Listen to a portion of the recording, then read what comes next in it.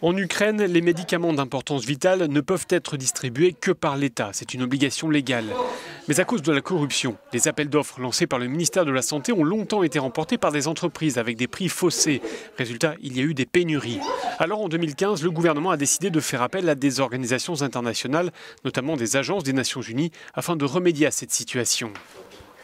Dans l'entrepôt du PNUD à Kiev, on trouve tout un stock de médicaments contre la tuberculose, l'hépatite, les maladies orphelines ou le VIH.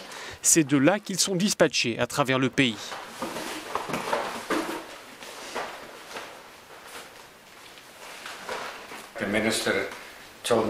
Au ministère de la Santé, on nous a rappelé la loi qui oblige les médicaments à être d'abord centralisés ici, avant d'être vendus. En ayant recours à des organisations internationales, l'objectif, c'est d'en finir avec les pratiques anciennes. Ces vieilles pratiques étaient très néfastes. Les gens n'avaient pas accès aux médicaments. Certains des produits que vous voyez là, les Ukrainiens en ont été privés pendant 2 ou 3 ans.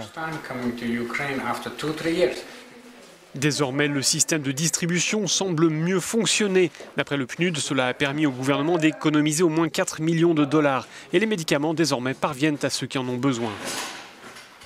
Nous sommes dans un hôpital de Kiev qui accueille des enfants souffrant de la tuberculose. Ici, pendant longtemps, on a vu arriver de nombreux malades ayant contracté la tuberculose, faute de vaccin.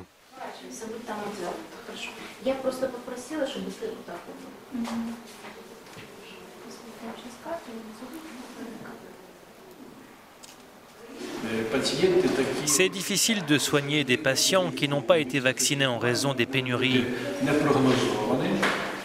Leur santé est fragile et peut se dégrader. Et cela peut même être fatal.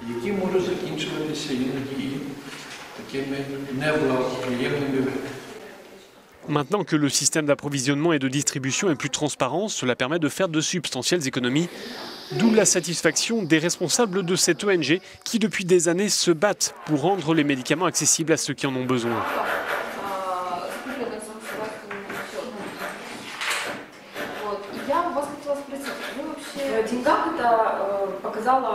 Les économies réalisées sont très importantes. Si on compare les prix auxquels le ministère de la Santé achetait les médicaments et ceux auxquels les organisations internationales les achètent, on voit que cela a permis d'économiser 34 millions d'euros. Les responsables d'ONG estiment qu'il ne faut pas que le ministère de la Santé reprenne la main sur la distribution des médicaments, mais qu'il faut que ce rôle incombe à une agence indépendante.